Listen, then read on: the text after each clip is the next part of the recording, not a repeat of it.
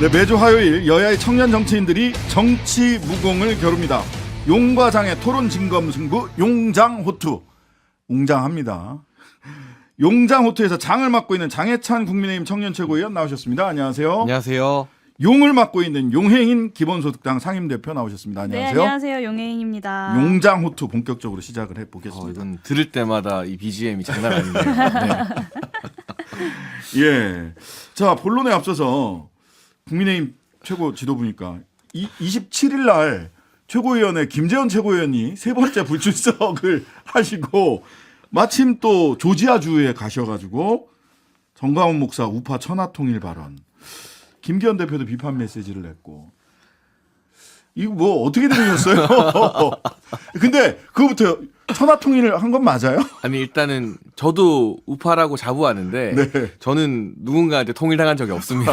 그래서 이건 김재원 의원님의 최고위원님의 개인 의견인 것 같고요. 네. 오늘 김기현 대표가 SNS에 글을 올려서 김재원 최고위원의 발언에 대해서 공개적으로 비판하는 메시지를 내놓았더라고요. 네. 특히나 당 지도부라면 이 민심에 대해서 살얼음판 걷듯 조심스러운 언행을 보여야 된다라는 게 핵심이었던 것 같은데요. 저 역시 동의하는 부분이고, 다만 뭐 제가 김재원 최고위원의 발언에 동의하지 않지만 네. 이건 개인의 의견이고, 그리고 개인의 의견이라 하더라도 이런 식의 어떤 발언들 계속 누적되고 있는 것들은 지양해야 한다고 분명히 생각하지만 네. 지난 지도부와 다르게 저희가 지도부 안에서 막 정도 이상으로 막 싸우고 비판하고 뭐 남처럼 헐뜯고 그러고 싶지는 않아서요. 네. 김기현 대표를 비롯해서 오늘 유상범 수석 대변인도 MBC 라디오 나와서 또 세게 이야기하셨더라고요, 아침에. 네, 김재원 위원을 향해서. 네네. 그러니까 이런 여러 가지 경고의 메시지들, 선 긋는 메시지들이 충분히 전달되었기 때문에 김재원 최고위원도 앞으로 고민도 많이 하실 거라고 믿고, 이게 절대 우리 당 지도부의 어떤 전체적인 통일된 의견은 아니다.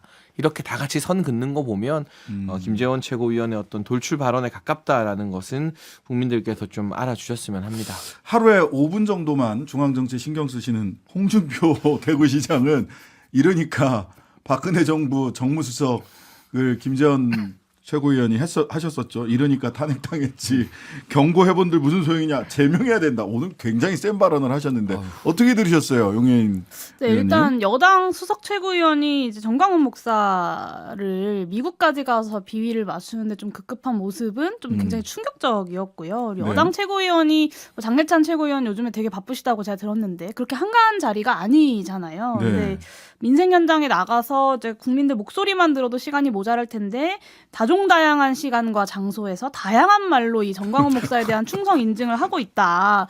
국정 운영이 그렇게 만만한 일인가라는 생각이 들고 네. 이게 개인의 의견이라고 좀 전에 장래찬 최고도 말씀하셨는데 이 나경원 전 의원이 이제 그 저출생 대책 아이디어로 이제 출산하면 대출금 탕감해주겠다라고 얘기했을 때 그 개인 의견 아이디어 수준의 이야기를 바로 해임을 했거든요. 근데 이 여당 수석 최고위원의 연이은 막말과 친정광훈 행보가 과연 개인 의견이라고 말할 수 있는 거냐. 물론 뭐 정부 여당에서는 대통령 의견도 개인 의견이라고 말씀을 하시니까 뭐가 이상한지 좀 잘 모르실 수는 있지만 어쨌든 이 지난 전당대회에서 윤심 지도부 세우기 위해서 여러 가지 각고의 노력을 했던 것을 국민들은 알고 있습니다. 근데 이제 김재원 최고가 뭐 자기 정치한다라는 평가를 이제 여당에서도 이 비판을 하면서 많이 하시던데 저는 분명하게 공천에 악영향이 될 거다 이런 행보가라는 윤심의 경고를 하셔야 되는 거 아닌가라는 생각이 근데 듭니다. 지금 경고 되게 많이 하고 있지 않나요? 아침에 유상범 의원부터 시작해서 뭐 김기현 대표, 그리고 저도 사실은 여러 인터뷰나 이 자리에서도 네, 이건 네. 적절하지 않다라고 선을 긋고 비판하고 있는 입장이기 때문에 네. 이 경고를 김재원 최고위원께서 한국 돌아오시는 비행기 안에서 좀 무겁게 곱씹으시지 않으실까 싶습니다. 네. 이게 이제 자꾸 반복되면 안 되는데 한번 그 정광훈 씨 예배 행사 갔다가 네. 이야기를 했는데 얼마 안 지나가지고 또 반복되니까 맞아요. 야 이거 뭐야 본심 아니야? 이런 이제 의심들을 국민들이 하실 수 있어요. 한 번은 개인의 의견이지만 재발 방지가 안 되면 그건 개인의 의견이라고 봐줄 수는 없는 문제죠. 자 이제 본론으로 들어가 보겠습니다. 워낙 이게 어제 오늘 이슈가 많이 됐습니다. 자 장해찬 최고위원 오늘 민주당에 주목하셨어요. 각각 이슈를 하나씩 갖고 오시는데요. 어제 민주당 당직 개편안 발표됐는데 사무총장은 조정식 의원이 계속 간다. 그리고 나머지 부분들은 쭉 다 이렇게 뭐 송갑석 최고위원 지명직으로 광주, 비명 쪽 이렇게 하고 뭐 정책위 의장, 전략기획위원장 싹 다 바꿨습니다. 자, 이 부분에 대해서 당 밖의 시선으로 봤을 때 지금 민주당의 당직 개편 어떻게 평가하십니까? 여야가 서로 경쟁하는 구도이기 때문에 저희 당에 대해서도 민주당이 많은 비판과 평가를 해주듯이 저희도 이제 국정 운영의 뭐 경쟁자이자 때로는 또 파트너가 되어야 되는 야당에 대해서 평가를 안 할 수가 없는데요. 네. 이를테면 지금 이재명 체제 민주당이 흔들리는 것, 리더십에 위기가 온 것은 탕평을 안 해서가 아닙니다.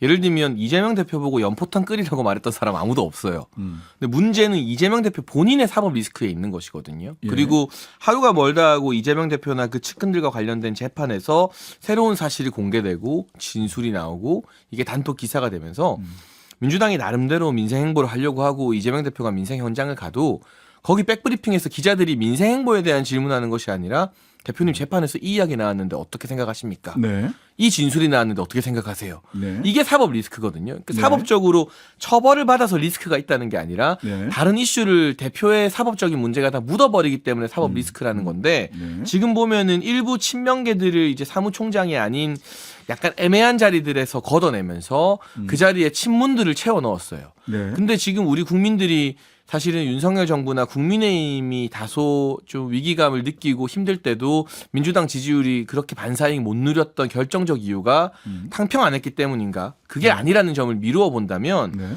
이재명 대표가 계속 그 자리를 지키는 한 본질적 문제는 해결되지 않는다. 그리고 제가 정답을 알려드릴 수 있어요. 왜냐하면 안 할 거니까.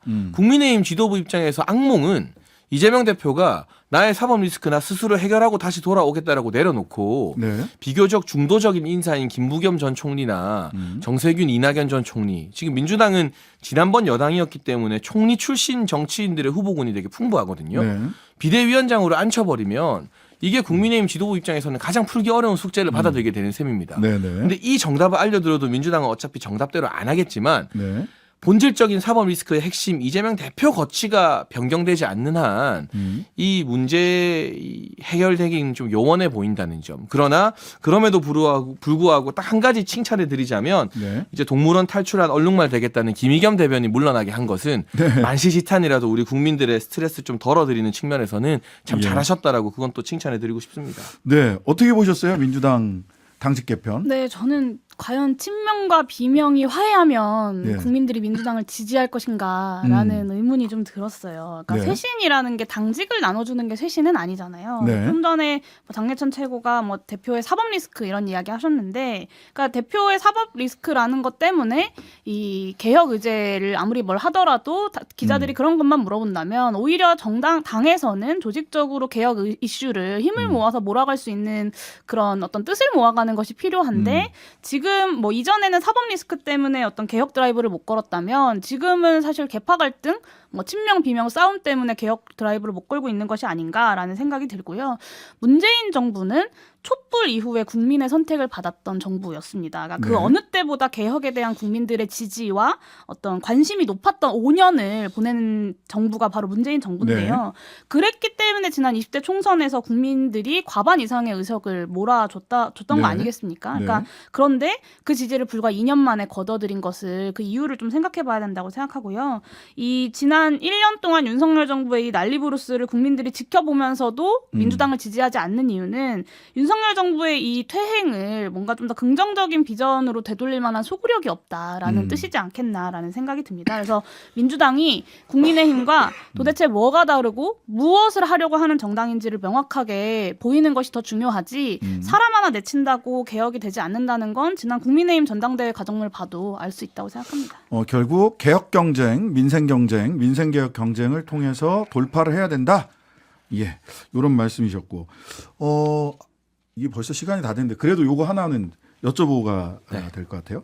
민영배 의원 복당 문제인데 복당 시켜야 된다 말아야 된다 의견들이 민주당 내부에서도 엇갈리고 있는 것 같아요. 또 어떻게 보세요? 근데 저는 민영배 의원을 복당시키는 순간 헌재에서도 일부가 인용했던 그 절차적 정당성의 문제를 민주당이 정면으로 부정하는 셈이 되기 때문에 상당히 어렵지 않을까 하는 생각을 하고요. 네. 그런데 모르겠습니다. 어차피 복당시킬 거면 총선 전에 복당시켜서 논란을 총선에 더 영향을 주느니 빨리 하는 게 민주당 입장에서는 낫지 않을까 하는 생각도 민주당 일부 당직자들이나 의원들은 하고 있는 것 같은데요. 위장 탈당이 아니라고 민영배 의원이 막 상임위 법사위에서 막 성내고 그러셨거든요. 네네. 조수진 의원 질의 도중에. 네. 그리고 기자들에게도 위장 탈당이라는 말씀이 이제 내가 대답 안 하겠다. 뭐 이런 말씀도 얼마 전에 하셨어요. 영상 네. 뉴스 보니까. 그러니까 위장 탈당이 아니냐고 진짜 진심 어린 탈당이려면 복당이 안 돼야 되죠. 민주당 당원에 보면은 탈당하고 나서 복당하는데 1년 이상 이제 기간을 두도록 되어 있는데 아주 특별한 사유가 있어서 요청을 해야만 예외가 됩니다. 그런데 네. 지금 민주당 입장에서 민영배 의원의 복당을 요청할 만한 특별한 사유라는 게 잘 없어요. 명분적 측면에서. 그러니까 저는 뭐 그러거나 말거나 민주당은 무소속으로도 사실 윤미향 의원처럼 민주당과 함께 행동을 하겠지만 네. 그래도 우리 국회가 국민들한테 최소한의 염치가 있고 절차적 정당성에 대해서 그래도 약간의 이 민망함을 느끼는 척이라도 한다면 민영배 의원 복당은 해서는 안 된다고 생각하고 네. 민주당도 민영배 의원에 대해서 뭐 미안한 마음이든 고마운 마음이든 뭐 여러 복합적인 감정이 있겠지만 네. 복당을 시켜주면 안 된다고 봐요. 근데 국민의힘 지도부 입장에서는 민영배 의원 복당시켜주면 완전 땡큐죠.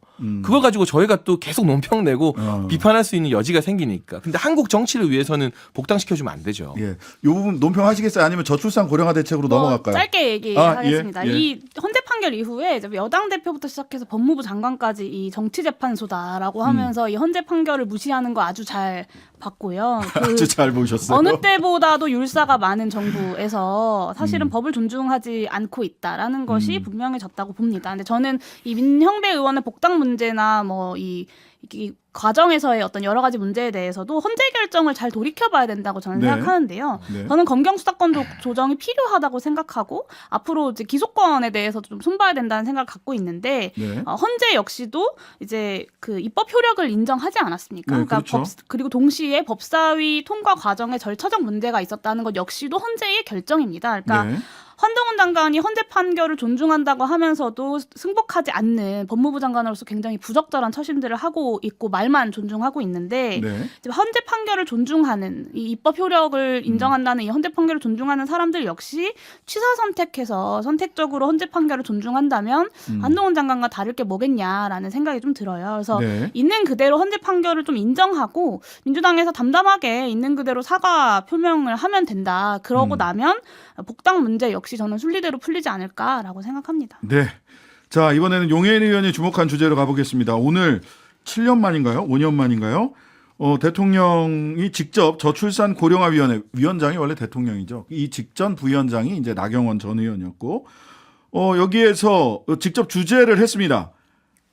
용해인 의원 오늘 나온 내용들 좀 살펴보셨죠? 네. 어떻게 보셨어요? 일단 뭐 자세한 내용은 좀 더 자세하게 들여다봐야겠지만 한마디로 평하자면 좀 김 빠진 콜라였다라고 평할 수밖에 김 빠진 없고요. 콜라다? 이 대통령이 턱 쏘는 맛이 없다. 네, 저출생 문제 해결 안 돼도 아이들 밝게 크는 게 국가의 책무다라고 말씀하셨는데 저는 그거 누가 모르냐라는 생각이 들었어요. 그러니까 저출생이 문제의 원인인지 결과인지도 모르고 정책들을 내놓고 있으니 사실 제대로 된 해법이 나오지 않는다라고 네. 볼 수밖에 없습니다. 하나 말씀드리자면 늘봄학교 이야기가 오늘 나왔는데 네. 쉽게 말하자면 초등학교 전일제 학교예요. 그러니까 8시까지 초등학교에서 이제 애를 봐주겠다는 건데 엄마들 사이에선 이게 북한의 타가소랑 뭐가 다르냐라는 말이 나옵니다. 그러니까 사실 육아하는 엄마, 그러니까 육아맘, 육아파파들한테 필요한 것은 8시까지 애를 봐줄 테니까 69시간 일을 해라. 이게 아니라 6시에 퇴근해서 아이를 직접 돌볼 수 있는 환경을 마련해 주는 것이 저는 필요하다고 봅니다. 네. 나경원 전 의원이 이제 그 아까 말씀드렸던 출산하면 대출금 탕감해주겠다라는 얘기했다가 잘렸는데 네. 저는 이제 정부 특히 여당의 이제 대책들을 보면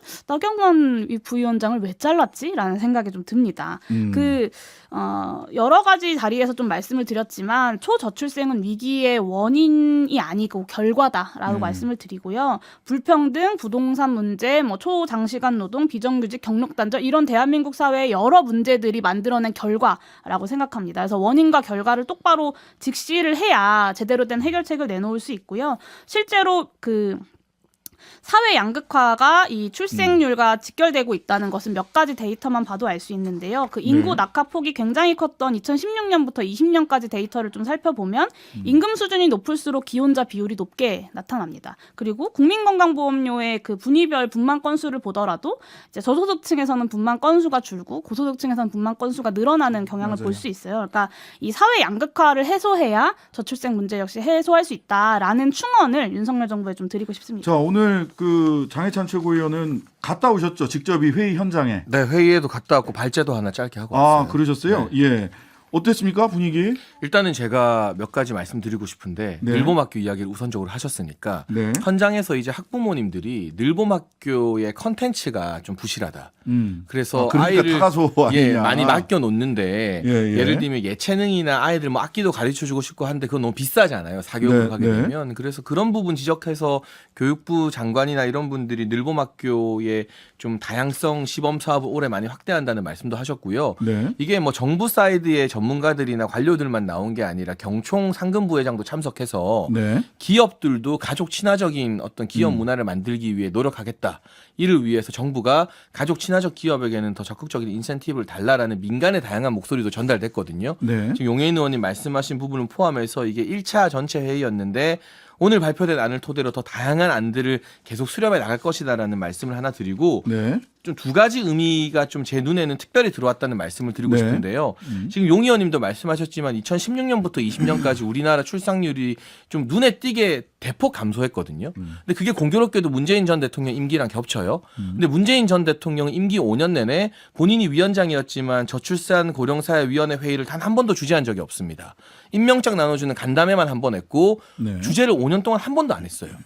근데 그에 비해서 어쨌든 윤석열 정부에서는 대통령이 위원장으로서 첫 번째 회의를 주재한 셈이고 앞으로도 이 주기적으로 대통령 주재하는 저출산 고령사회위원회를 계속해서 주재해 나가면서 여기에 대한 이 당정대의 관심을 좀 집중시키겠다라는 의지를 보였다라는 점. 이게 지난 정부 위원장이 완전히 무관심하게 저출산 고령사회위원회를 팽개쳤던 것과는 다른 차별점이다라는 정치적 의미를 하나 짚고 싶고요. 네. 두 번째는 오늘 발언자 중에 저도 있었지만 아이 셋 낳아서 육아하는 젊은 아빠랑 2030 남성 대표들도 발제를 했습니다. 대통령과 7개 부처 장관들이 있는데 네. 저는 그동안 저출산 대책에 있어서 청년 남성들도 굉장히 중요한 당사자인데 좀 소외되었다고 생각해요.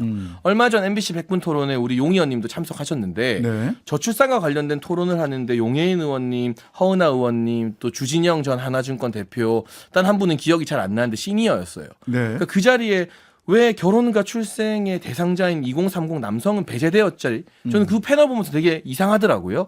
그런데 그동안 이전 정부의 저출산 고령사회위원회도 대부분 이 전문가들과 2030 여성들에게만 발언권이 주어졌다면 이번 회의에서는 어쨌든 이 청년 남성들의 목소리도 발언권을 주면서 많이 듣기 시작했다. 이런 점에 있어서 두 가지 정치적 의미가 이전 정부와는 좀 차별화되는 지점이 있다는 말씀을 드리고 싶습니다. 자, 의지를 보였다. 대통령이 처음으로 이렇게 이제 얘기를 해주셨고, 그 다음에 남성 청년들의 목소리도 듣기 시작했다.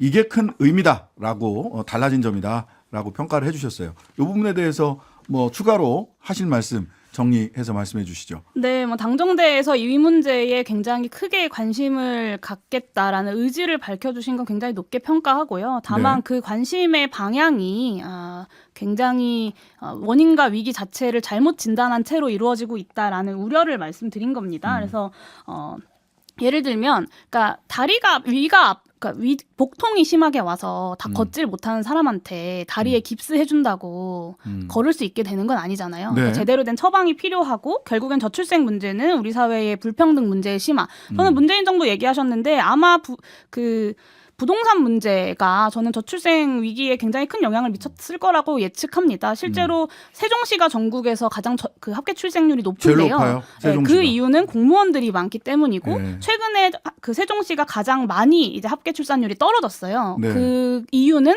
그 해에 공무원 특공 이 사라졌던 사라져서 해였습니다. 특별공급. 네, 저는 예. 이런 문제들을 윤석열 정부에서 부디 잘 관심 가져주시기를 바라고 뭐 이렇게 애기 셋 나오면 병역 문제 해준다 뭐 이런 정책도 이제 여당에서 그거는 얘기하셨는데 최고위 안건에서 전혀 올라온 적 없는 누군가의 브레인스토밍이 그냥 단독 기사로 터진 거지. 네. 제가 정말 모든 걸 걸고 말씀드리는데 제가 이 보고받는 최고위 안건에 올라온 적조차 없습니다. 그거 하나 저는- 물어봅시다. 그럼 네. 그거는 올라왔어요?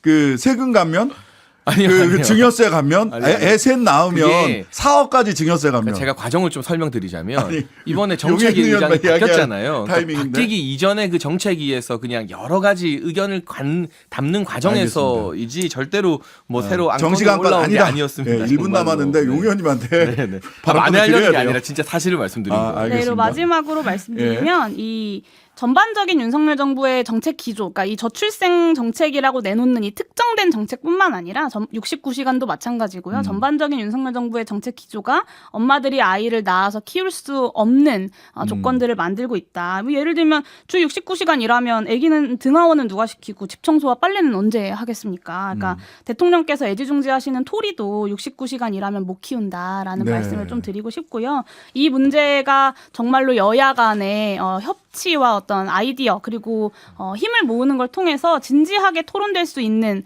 이슈가 되기를 진심으로 바랍니다. 네네. 그 노동자는 그래도 뭐 몰아서 일하고 몰아서 쉴 수가 있는데 애들은 몰아서 볼 수가 없어요. 돌볼 수가 없어요. 매일매일 이번에 돌려야지. 남성 육아휴직도 대폭 확대하는 다양한 방안들이 알겠습니다. 저 찬성합니다. 담겼다. 남성 시간. 육아휴직 대폭 자, 확대. 용장호투 지금까지 장해찬, 용해인 두 분과 함께했습니다. 감사합니다. 하루 종일 기다려지는 진짜 시사. 평일 저녁 6시 5분 신장식의 뉴스 하이킥.